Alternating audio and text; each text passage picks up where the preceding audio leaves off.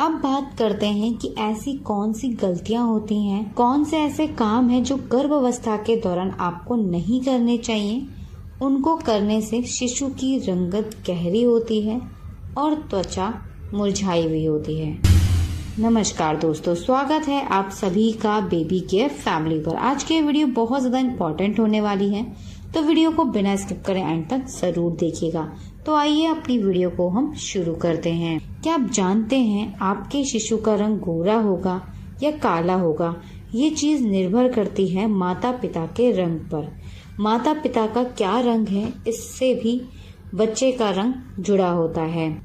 अब बात करते हैं कि ऐसी कौन सी गलतियां होती हैं, कौन से ऐसे काम हैं जो गर्भावस्था के दौरान आपको नहीं करने चाहिए। उनको करने से शिशु की रंगत गहरी होती है और त्वचा मुरझाई हुई होती है।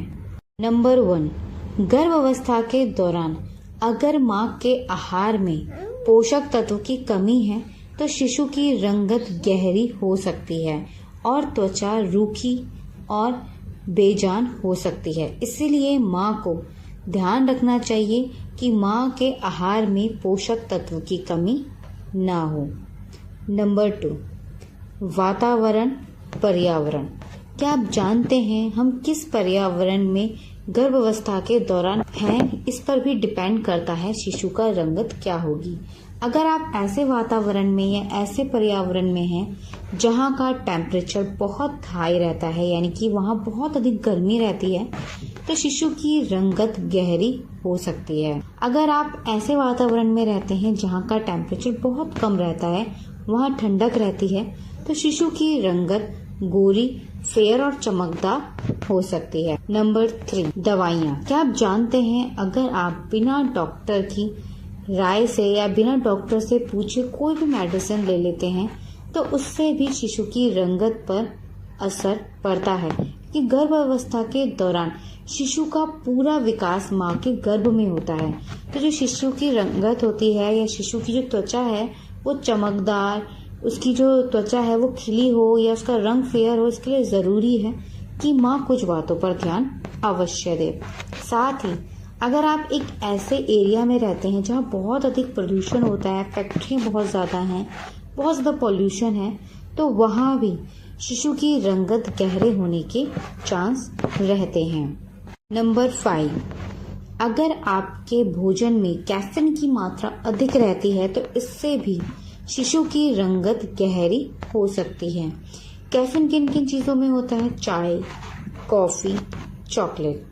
चाय और कॉफ़ी अगर आप गर्भावस्था के दौरान ज़्यादा लेते हैं तो इससे भी शिशु की रंगत पर गहरा असर पड़ता है। तो आपको ध्यान रखना चाहिए और कोशिश करनी चाहिए कि गर्भावस्था के दौरान आप चाय, कॉफ़ी, चॉकलेट आदि का सेवन करने से बचें। नंबर 6, बहुत अधिक तनाव लेना, टेंशन लेना या बहुत ज़्यादा परेशान रहना। अगर एक महिला बहुत ज़्यादा तनाव में रहती है, परेशान रहती है, चिड़चिड़ी रहती है, गुस्से में रहती है, तो इससे भी शिशु की रंगत पर, शिशु की त्वचा पर असर पड़ता है। इसीलिए गर्भावस्था के दौरान माँ का खुश रहना बहुत अधिक महत्वपूर्ण होता है। अब बात करते हैं कि आप कौन सी ऐसी चीज़ें कर सकते हैं जिनकी मदद से शिशु की जो रंगत है वो फेयर हो और चमकदार हो। नंबर 1, पोषक तत्व से भरपूर भोजन अवश्य लें। पोषक तत्व से भरपूर भोजन लेने से बच्चे की त्वचा और रंगत निखरी हुई होती है। नंबर 2, केसर वाला दूध या बादाम वाला दूध। आप दूध में केसर और बादाम डालकर ले सकते हैं, इससे भी शिशु की रंगत पर असर पड़ता है। नंबर 3, हरे पत्तेदार सब्जियां, इनको अपनी डाइट में ज़रूर शामिल करें। साथ ही प्रोटीन युक्त भोजन अपनी डाइट में शामिल करें, एंटीऑक्सीडेंट युक्त भोजन अपनी डाइट में शामिल करें। विटामिन सी, विटामिन ई आपकी भोजन में ज़रूर होना चाहिए। इन सब से भी बच्चे की जो रंगत है, बच्चे की जो त्वचा है वो निखरी हुई होती है। नंबर 4, चुकंदर, अनार और गाजर, जिन चीज़ों में आयरन की अच्छी मात्रा होती है उनको अपने आहार में ज़रूर शामिल करें।